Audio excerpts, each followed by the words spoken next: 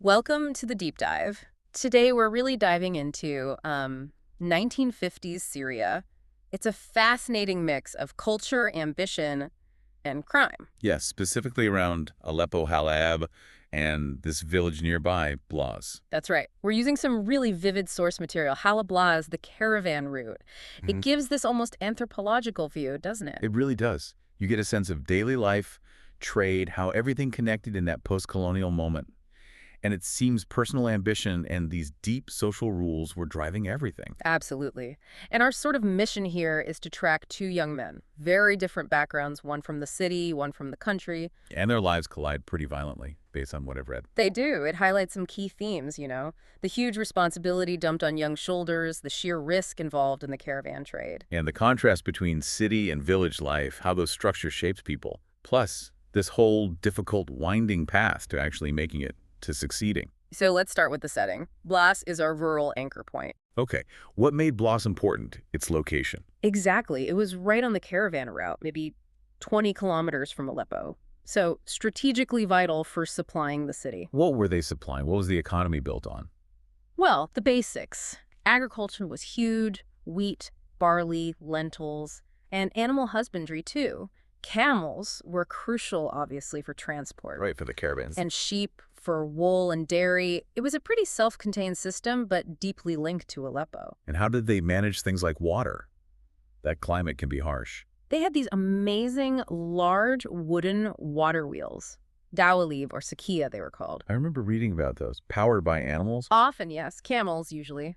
Turning these massive wheels to irrigate the land, especially for the vegetable plots. It was pretty sophisticated, really, for the time. That image, the camels turning the wheels, it sets a certain pace, doesn't it? And the buildings. Yeah. What was Blas like architecturally? Very practical. Lots of mud brick Lebanon, but also local stone, basalt, or calcareous stone.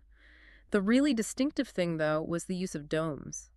Gooms. For houses. For many buildings, yeah. Storage, houses, sometimes in this really cool cruciform-style 4 domes meeting over 4 arches. And that wasn't just for looks, right? There was a They're reason. very functional. Excellent thermal insulation against the heat and cold. We'll actually come back to those domes later with Muhammad's story. Okay, so all this produce, the grain, the animals, it all headed to Aleppo. Pretty much. That 20-kilometer caravan journey was routine, taking goods to the markets, specifically near the famous Aleppo citadel. And they had a specific entry point. The sources mentioned a gate. Bab el-Maqam, yeah. The southern gate. Apparently built way back in al-Zahir Ghazi's time. It was designed for traffic flow, a big central arch for caravans, carts. And smaller ones for people walking. Exactly. Little side entrances for pedestrians. Really organized. So that's the flow from the country. Yeah. But inside Aleppo itself, it sounds like a different world entirely. Completely different feel. The source is painted as, well, dense, narrow streets paved with smooth stones, and the houses, kind of secretive, doors kept shut tight. The description was striking. As if in a state of war. Very guarded. Yeah, a real contrast to the more open, perhaps, village life, which makes that story about the camel calf stand out even more. Ah, yes, the Hawar incident. Yeah. Tell us about that. It seemed quite significant. It really was. So you have this young camel calf, probably his first time in the city. It gets curious. It sees this very dignified, elderly city gentleman. Wearing the traditional hat. The tarbouche, the red felt hat. Yeah. And the calf spots the black tassel, the sharaba, dangling from it. Oh, no. Don't tell me. Yep, it just walks up and snatches the tassel right off his head. Chaos, I imagine. Total chaos. People chasing the calf. The old man is absolutely furious, losing all his composure in public. But the key thing, the really significant part. It involves Mohammed, right? The young villager. Yes, Muhammad. He's been devastated by grief. His mother died, and then his father died just 40 days later, apparently from sorrow. He hasn't shown any joy. Until this moment. Exactly. Seeing this ridiculous scene, this disruption of city order by a country animal, he just bursts out laughing for the first time since his parents died. Wow. That says a lot about how heavy his grief was. Yeah. And how unexpected joy can be. It's a really human moment, but, that moment passes, and Muhammad has some serious responsibilities landing on his shoulders. Right, let's shift to that. He's only 13, orphaned. That's an immense burden. Huge. And his older brother, Abd al-Wahhab, he's well, he's a bit distracted Distracted out. by his prize horse, Al-Kahila, and other personal stuff. So Muhammad, at 13, basically has to step up and run things. And he and his friend Ahmed, they have ambitions, don't they? Driven by wanting status. Very much so. It's all about what you need to impress, the girls, the community, and status was very tangible then. What did that look like? What did they need? The source is specific. You needed a good horse, like a Kuhailon or Saklowi breed, a quality rifle, maybe a Brono, maybe a Mauser, Serious hardware. and a luxurious cloak, an abaya, cashmere wool, or gibberlux. These things showed you were someone. But they cost money, fast money. Which leads to Ahmed's idea. Yeah, Ahmed's impatient. He sees a shortcut. Highway robbery. Okay, so that's the country boy's desperation. What about the city boy, Abu Ghada? What's driving him? Abu Ghada, his name's Rashid, actually comes from a respected Aleppo family. But he's fallen hard for his neighbor, Fazia. And there's a problem, family disapproval. Big time. His father, Haj Mustafa, flat out refuses the match. And the reason is, it's rooted deep in the past. Something about family honor. Exactly. 20 years earlier, Haj Mustafa, as a young man, was picking grapes. He fell off a ladder, and as he fell, he accidentally glanced into the neighbor's courtyard, the Albergel family's courtyard. And that was bad. Just seeing into their private space. In that culture at that time, a huge deal. A violation of privacy, of honor. It led to public humiliation for Haj Mustafa, and he never forgave them. 20 years of resentment over an accidental glance. Wow. It festered into this deep, irrational hatred for the Albergel family, and now it's blocking his son's happiness. That's incredibly harsh. So Abu Ghada feels trapped. Completely. He decides he has to leave Aleppo, prove himself, make his own fortune so he can override his father's objection and marry Fauzia. And he decides trading is the way. Yeah, specifically grain trading. He thinks it'll be the, quote, easiest rural business, which is ironic, given what happens. He gets startup money from a rather greedy uncle, Al-Fayyad. So you've got Muhammad's desperation and Ahmed's recklessness meeting Abu Ghada's wounded pride and determination, heading for the same caravan route. Precisely. Abu Ghada sets out from Aleppo, his first time really leaving the city. He's got 15 mules, some men. He travels with a larger caravan at first for safety. But eventually goes off on his own. Seems so. Meanwhile, Muhammad and Ahmed are setting their trap near Blas. They're just kids, really. Masked, armed with stolen rifles. And nervous.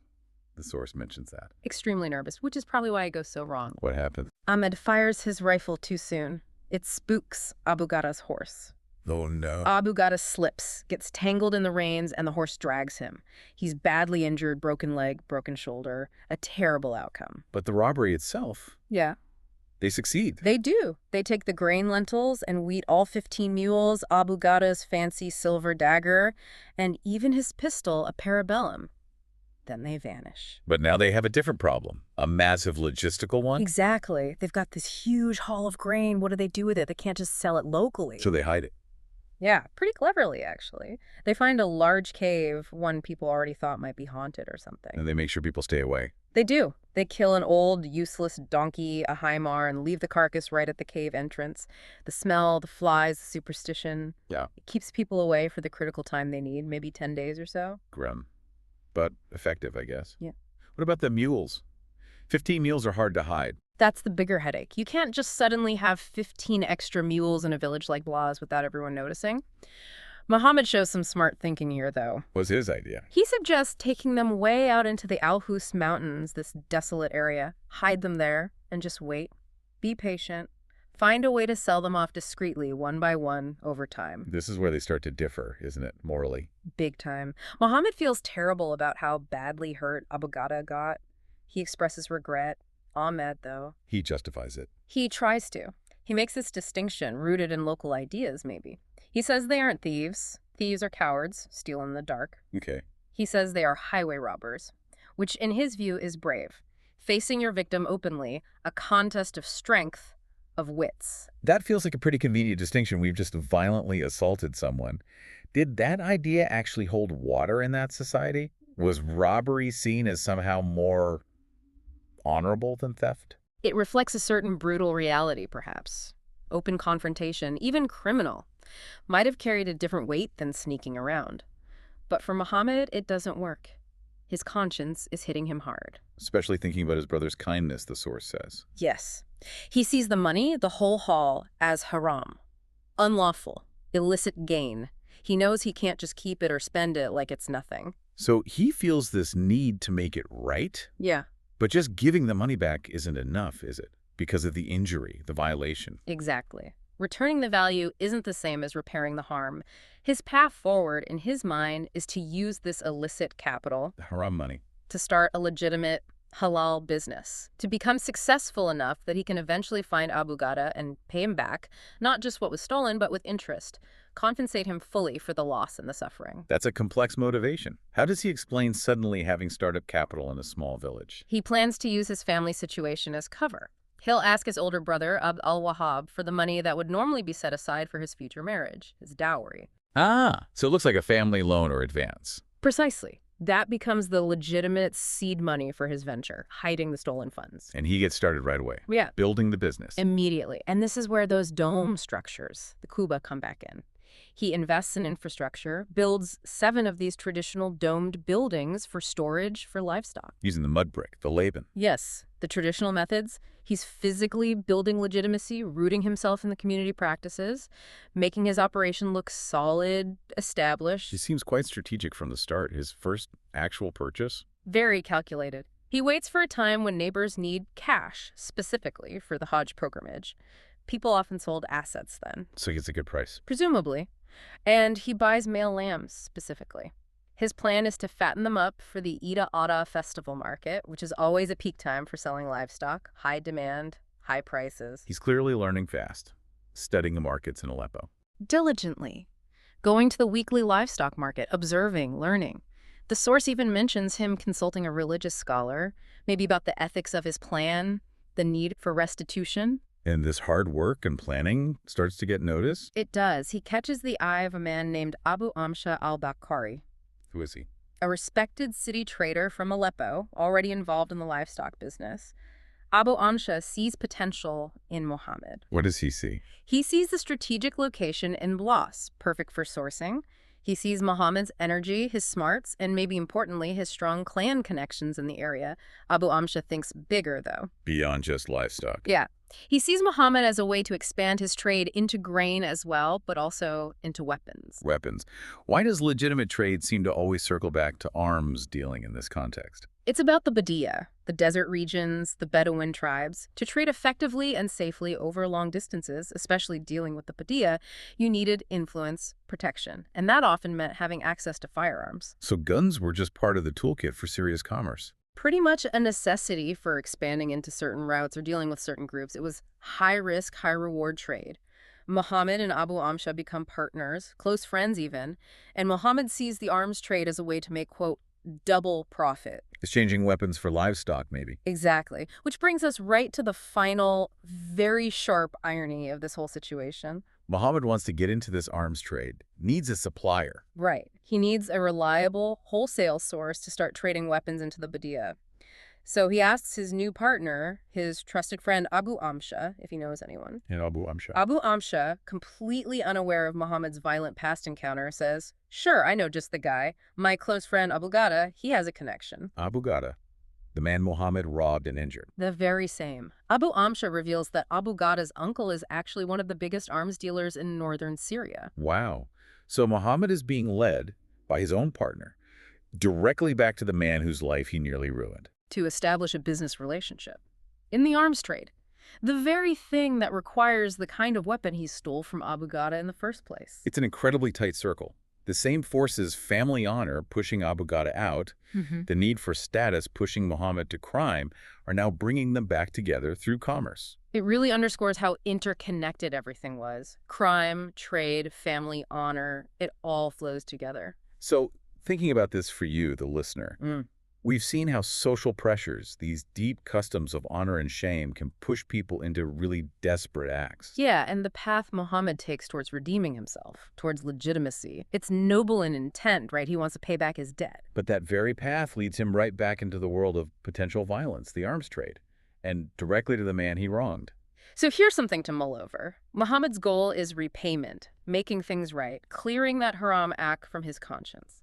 But now his success, his ability to repay, seems dependent on building a relationship with his victim, Abu Ghada, potentially in a business that profits from weapons like the one used against him. What level of success, what position of power or wealth do you think Muhammad would actually need to reach to truly feel that debt, the moral debt, not just the financial one, was finally paid? Could he ever feel it was? Tough question. Something to think about. Indeed. Thank you for joining us on the Deep Dive. We'll catch you next time. Okay, let's unpack this. Welcome. So today we're diving into 1950s Syria, specifically looking at life around Aleppo or Halab and a nearby village, Blas. Yeah, we're using this great source, Halablas, the caravan route. It gives this incredibly detailed picture of life just after the colonial period. Trade, ambition, crime, it's all in there. It really is. And our mission today is kind of tracing the paths of two young men from totally different backgrounds. One from the village, Muhammad, who's dealing with huge loss. And the other? Abu Ghada, a city trader, ambitious, but sort of trapped by his family's history and pride. Their lives collide, and it tells us so much about the time. It's fascinating how things like, social rules and old family feuds really drove things back then, even crime and business. Exactly. We're looking at the huge responsibilities put on young people, the risks of the caravan trade, and just how different city and village life could be. And how tough it was to, make it as an entrepreneur. So let's start with the setting. Blas Village. What made it tick? Right. Blas was our rural anchor here. Its location was key right on that caravan route, only about 20 kilometers from Aleppo. It fed the city, basically. Fed it with what, mainly? Mostly staple crops, lots of wheat, barley, lentils, and animals were crucial too. Camels for transport, obviously, and sheep for wool, milk, cheese. And how did they manage the farming, especially the water in that climate? They had these large wooden water wheels, dawalib, or sometimes called sakia. Pretty impressive bits of engineering. Powered by? Often by camels, sometimes they're draft animals. They need that power to lift the water, especially for the smaller vegetable plots that needed constant irrigation. It was the whole system. That image, the slow turning wheel, the camels, it really sets the scene. And the buildings. What did Blas look like? It was built to last and built for the heat. Lots of local stone, basalt, or calcareous stuff, but also a lot of mud brick laben, they called it. And the domes, right? The quaba. Yes, the domes were everywhere. Really distinctive architecture, sometimes even complex styles, like 4 domes meeting on arches, a cruciform shape. Fantastic insulation. We'll come back to those domes when Muhammad starts his business, I think. So all this produce had to get to Aleppo. Tell us about that journey. It was a regular thing. Caravans making the 20-kilometer trip, they'd head into Aleppo and usually unload near the citadel, the heart of the city markets. Did they use a specific gate?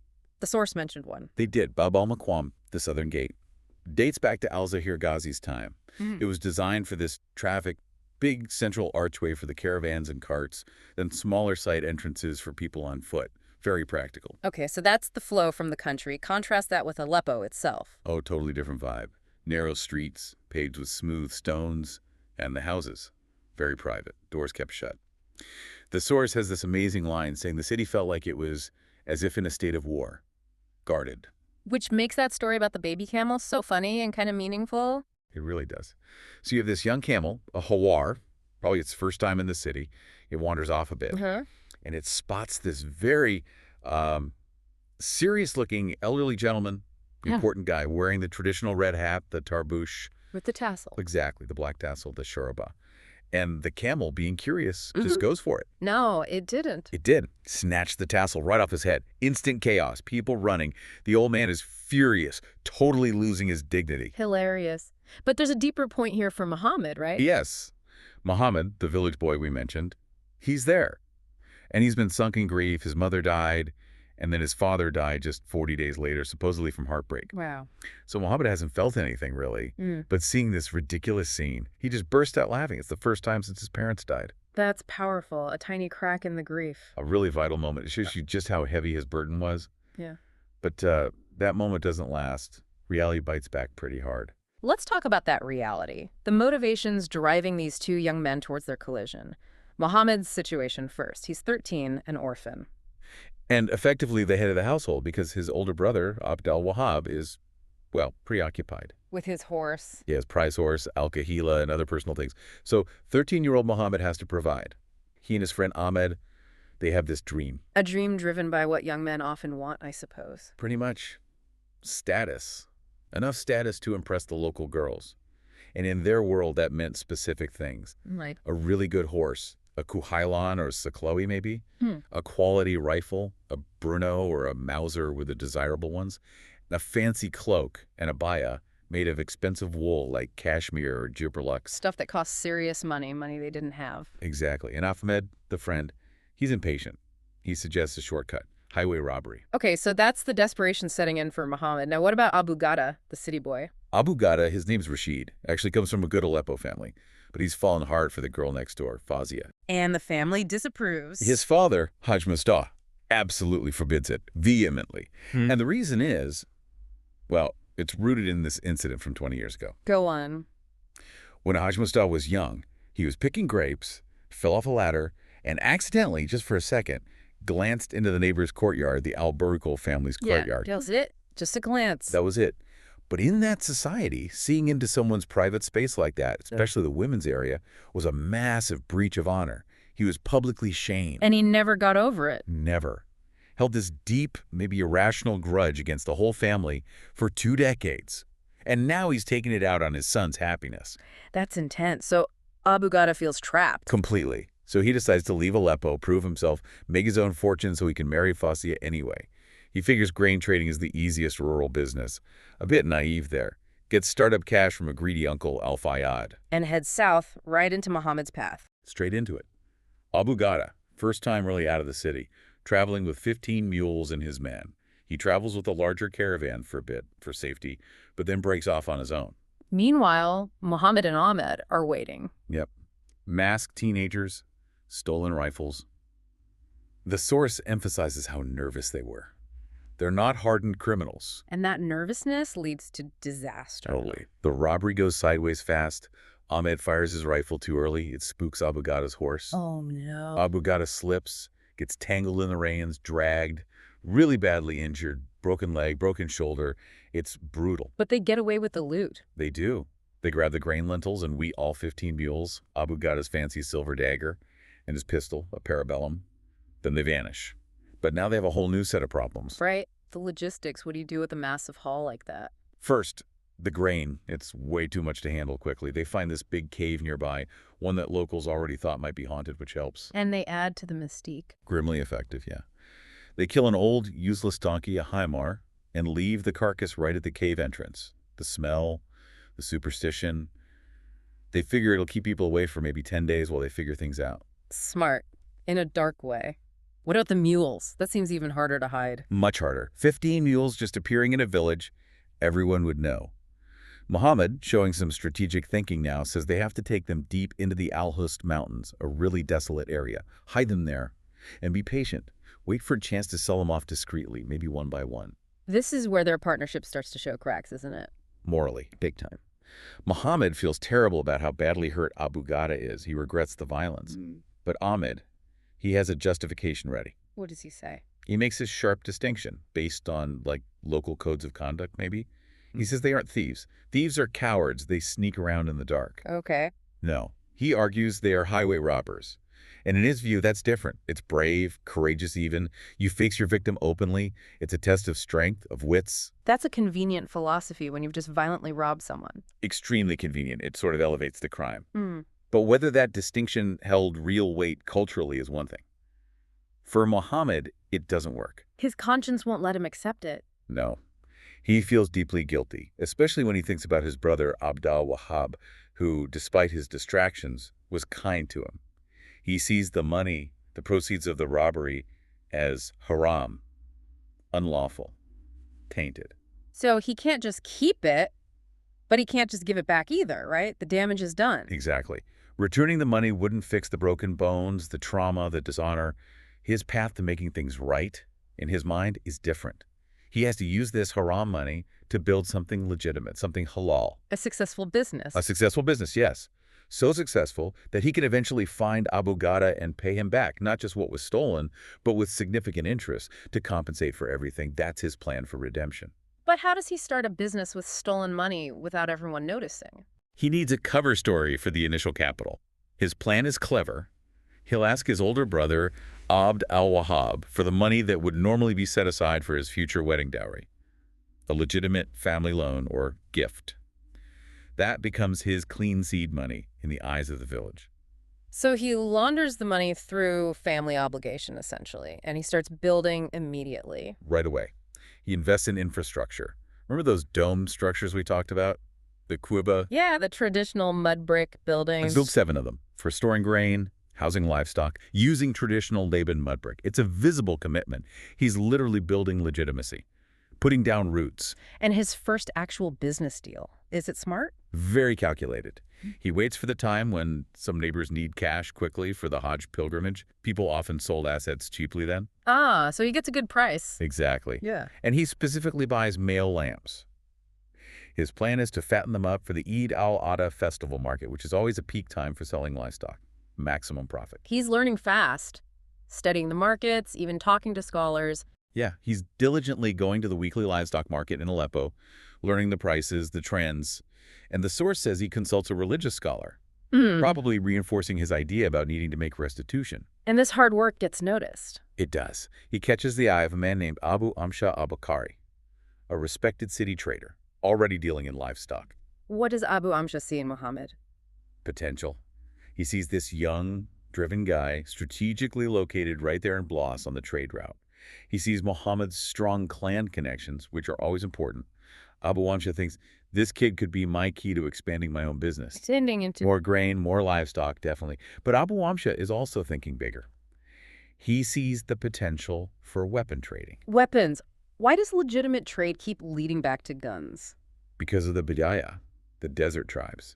If you wanted to trade seriously, especially across distances, you had to deal with the Bedouin tribes. That meant needing security, needing to negotiate, sometimes needing leverage. And guns provided that leverage. Guns were essential for dealing with the Bidaya.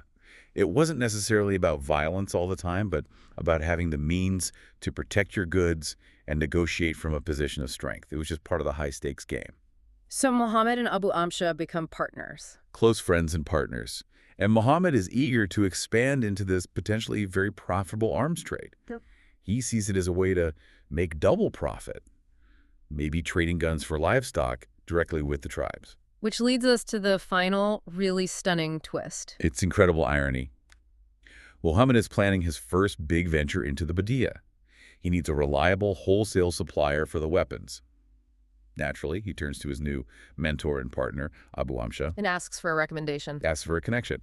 And Abu Amsha, completely unaware of Muhammad's history with the robbery, happily says, oh yeah, I know just the guy, my good friend Abu Gada. No. He can help. His uncle is actually one of the biggest arms dealers in all of northern Syria. Wow. So the man Muhammad nearly killed, the man he's desperately trying to earn enough money to repay. Is now the key connection, introduced by his own business partner, to get into the arms trade that Muhammad hopes will fund that repayment.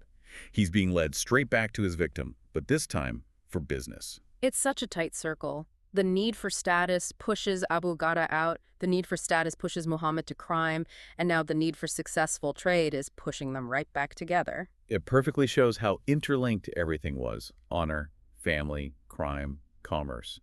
You couldn't escape the connections in that society. So what does this all mean for you listening? We've seen how these deep-seated cultural pressures, family honor, the drive for status, could force young people into really dangerous paths.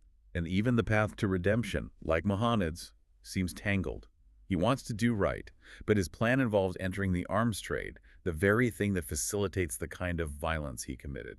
Which leaves us with a final thought to mull over. Muhammad's goal is to repay Abu Gada, to clear his conscience, to turn haram into halal. But now his success might depend on a business relationship with the man he wronged, using the very tools of violence. So, the question for you is, what level of success, what kind of power or wealth do you think Muhammad would actually need to achieve before he could genuinely feel that his debt, moral and financial, to Abu Gada was truly paid? When would it be enough? A complicated question of conscience and commerce. Thanks for joining us on the Deep Dive. We'll catch you next time. Welcome back to the Deep Dive. Today, we're peeling back the layers of 1950s Syria.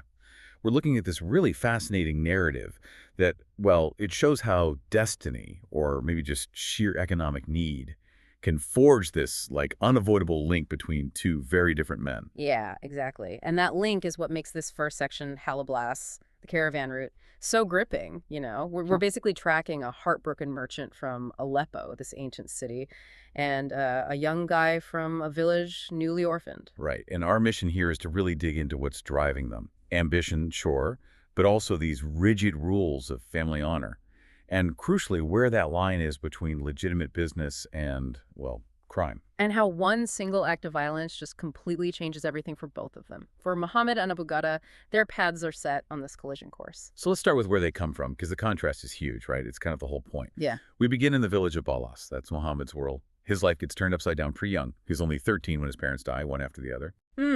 Musa and his wife, and his older brother Abdul Wahab, he technically takes charge of the farm. Technically, yeah. But the sources suggest Abdul Wahab was often distracted. Maybe a bit obsessed with his horse, actually. That's right. So Muhammad, being the middle son, ends up shouldering most of the actual work. And their life is pretty typical subsistence farming. Wheat, lentils, barley. They relied heavily on their sakia, that's the water wheel. Which was often powered by their own camels, wasn't it? Yeah, the camels pulled double-duty transport in turning the wheel. They were pretty self-sufficient. Basic survival, really. And even their houses, the architecture, it reflects that. It's ingenious, born from need, built from mud brick mostly, or maybe local stone like basalt. But the domes are what stand out. Oh, definitely. These complex domed roofs, single, paired, sometimes even 4 domes in a cross vault. It wasn't just aesthetics. It was vital for keeping cool. Thermal insulation in that climate. Real practical engineering. Okay, so hold that image. Rugged, self-reliant village life. Now let's contrast that with Aleppo, Abu Ghada's city. Aleppo. Al-Shabah, they called it. Ancient, powerful, ruled by dynasties like the Hamdanids. This place was the major trade hub for centuries. And Abu Ghada, well, Rashid is his name. He's from the city elite. Right, connected to these established families, the Al-Fanasa, Al-Shakar Olga lineages. His status comes partly from his father, Haj Mustaf Nasa, who owns an herbalist shop, smack bang in the middle of the covered market. So quite different worlds, and the journey between them wasn't trivial either, about 20 kilometers by caravan. The route went through a rest stop, Ain al-Safir, then into Aleppo via the southern gate, Bab al-Maqam, leading straight to the markets near the citadel. And the source gives us this really vivid, almost bittersweet story about Muhammad's first trip there. This is right after his parents died. Yeah, he was just completely shut down, grief-stricken, overwhelmed by the city. But then, as they're navigating the alleys, one of their young camels, a hawar, it just bolts. Right. And in the chaos, this little camel calf snatches the tassel clean off an old city gentleman's red hat, his tarbouche. The poor guy was so stunned, he just sort of plopped down on the cobblestones. You can picture it, can't you? Totally. They had to chase this calf through the streets just to get the hat back. And it's this ridiculous scene, this clash of village animal and stuffy city formality that finally breaks through Muhammad's sadness. It's the first time he'd laughed since the funerals. It's such a perfect little moment that shows just how separate their worlds are, even though they're physically close. Yeah, like different ecosystems entirely. Exactly. But they do share something, both these young men, a really deep, driving need for status, for respect. Though the ways they go about getting it, well, they're shaped by these incredibly specific, almost, absurd conflicts. Okay, let's unpack Abu Ghada's situation first.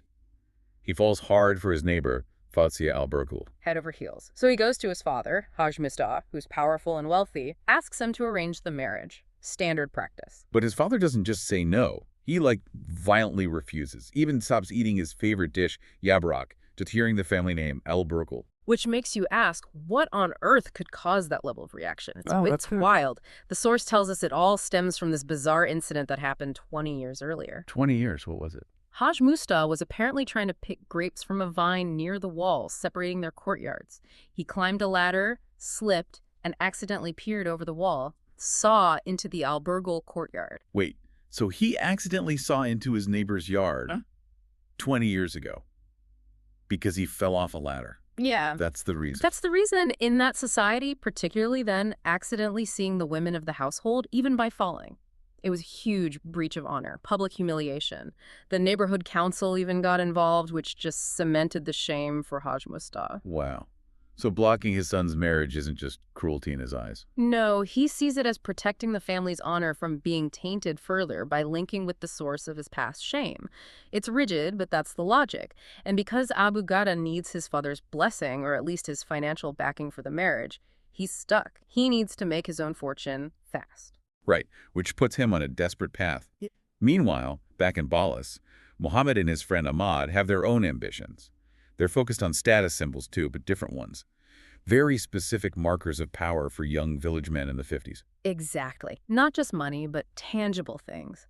A top-quality horse, maybe a Kuhailan or Saklawi breed, a luxury cloak cashmere or Jabruluk sabaya, and really importantly, a modern, powerful rifle, like a Bruno or a Mauser. These aren't cheap items. Owning them would set them apart, give them real standing. For sure. And they know they can't earn that kind of capital quickly through farming. So Ahmad suggests, well, the fast track. Highway robbery. Quota Turuk, they call it. And that sets up the collision perfectly. Abu Ghada, desperate for cash, gets a loan from his rather greedy uncle, Haj Fayyad. He leases 15 mules and a horse from a guy named Al-Araj for his first big trading venture, heading south, carrying grain. He's armed, mind you. Has a Brobly pistol and a silver dagger. But, like you said earlier, he's a city merchant, not really cut out for the dangers of the road. Whereas Muhammad and Ahmad know this terrain inside out. They plan their ambush carefully, choosing a spot between Balas and Azan. And they have a code, apparently. Control the situation, take the goods, but crucially, do not kill anyone. That wasn't the goal.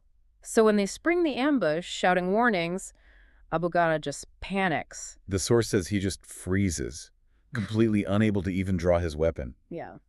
His horse, spooked by the noise and commotion, bolts. It drags Abu Ghada along the ground, injuring him badly. Muhammad and Ahmad easily grab the mules, 14 of them, loaded with lentils and wheat, plus Abu Ghada's personal things. The whole venture is a disaster for him. And then comes the hiding of the loot. They find this big cave, a grotto, in Wadi al-Khazna. Right, but they need time, maybe 10 days, to sell off the stolen goods without anyone stumbling upon their stash, so they do something pretty gruesome, but, well, effective. The donkey. Yeah. They slaughter an old donkey right at the entrance of the cave. The stench, especially in the heat, would keep anyone curious well away for at least a week or more. It's ruthless, but very practical thinking. It really shows they're operating outside normal rules, even if they avoid killing. Definitely. And this leads to Ahmad making this interesting moral distinction. He insists they aren't just common thieves, you know, the kind who sneak around in the dark. They are Quata Turuk, highwaymen. Their honor, as they see it, comes from confronting their victims face to face.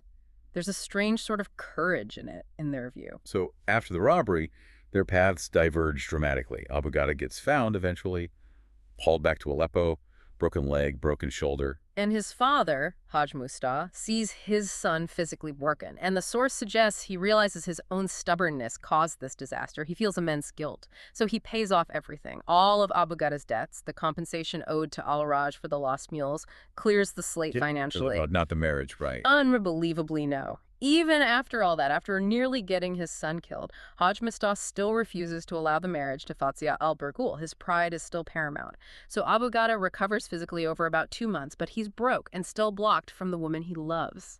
Trapped. Meanwhile, Muhammad is dealing with the aftermath very differently. He's racked with guilt. Nadam, the source calls it. Yeah, intense remorse. Robbing a fellow merchant weighs heavily on him. He even tells Ahmad he wants to give the money back. But how do you do that? How do you suddenly explain having this large sum of money in a small village without everyone knowing it's dirty? Right. It's a huge problem. So what does he do? He pulls off this incredibly smart move, both financially and psychologically. Instead of trying to hide the illicit cash, he launders it through a legitimate front. He goes to his older brother, Abdul Wahab, the nominal head of the family. Okay. And he convinces Abdul Wahab to give him an advance on his future wedding costs. Money the family would theoretically spend on him eventually anyway. He frames it as wanting seed money to start trading legitimately. Ah, very clever. And Abdul Wahab buys it. Completely. He sees his younger brother suddenly showing initiative, talking business, seeming responsible instead of like a restless youth. So he agrees. And that advance provides the perfect, clean cover story for the much larger amount of stolen money Muhammad actually has. This is his turning point. He seizes the opportunity immediately. Instantly. He doesn't sit on the cash. He invests. builds new domed storage units for goods, buys livestock 114 sheep, 2 camels, and he's smart about it. Focuses on male animals he can fatten up quickly to sell for a profit during the upcoming Eid al-Adha festival and Hajj season when demand is high. He's thinking like a real merchant now. But the guilt doesn't just vanish. No, it's still there. He actually seeks advice from a religious scholar. The scholar tells him the right thing to do is find the man he robbed and repay him, or, if that's impossible, donate the equivalent amount to charity. So he's trying to square his actions with his conscience, even while building his business with the proceeds of the crime. Exactly. And the contrast becomes even sharper because his friend, Ahmad, who continued the life of a highwayman, dies not long after, from wounds he got during another robbery. Muhammad grieves for him, but the source says he recognized Ahmad was consumed by that life, by the illegal gains. Muhammad chose a different path, even with its morally complicated start. So, fast forward a bit. Muhammad makes it work. He becomes a successful merchant in Balas. Respected. Yeah, really respected, known for his business skills, his good manners. He even becomes known for reciting popular epic poems like the tales of Banu Hilal. People invite him to their gatherings. He's achieved that status he craved as a young man, built, ironically, on the foundation of that robbery. But success often breeds more ambition, doesn't it? It seems so. He starts looking beyond local trade, eyes the bigger, riskier markets, trading with Bedouin tribes out in the Badia, the desert, specifically the Al-Naim and Al-Adidin tribes. And what are they trading? Arms for livestock. He's getting into the weapons trade, black market, but on a larger scale now.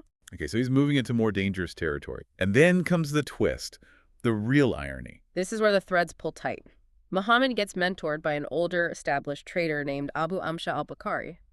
And Abu Amsha happens to be the very same friend who sheltered Abu Ghada when he first ran away from his father in Aleppo. No way. The same guy. The very same. They become partners.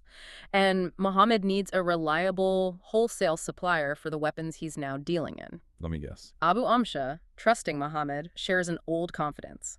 He says his friend back in Aleppo, Abu Ghada, knows exactly the right person, Abu Ghada's own uncle, a retired military officer who is now a major arms dealer. Unbelievable. So the man Muhammad robbed is now his potential gateway to the big leagues of arms dealing through his uncle. Precisely. The narrative leaves off with Muhammad and Abu Amsha heading to Aleppo to meet Abu Ghada, setting up this incredible, inevitable confrontation. The robber and the victim, about to meet again, both now involved in the same dangerous illicit trade. Wow. Okay, so stepping back, what does this first part really show us? There's a powerful lesson here about status, isn't there? Absolutely. Whether it's driven by a bizarre, decades-old family feud over falling off a ladder, or just the raw need to escape poverty, that desperate desire for respect, for standing, it fuels huge decisions. And it often leads people, like both Muhammad and Abu Ghada eventually, toward the black market, toward crime, as a means to that end.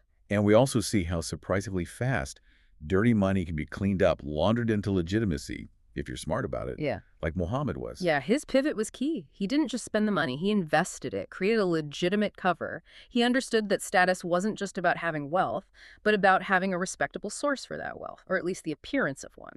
The village boy made it big because he figured that out early. So Muhammad carries this immense guilt, this nadam, but still uses the crime's profits to build this whole legitimate trading empire.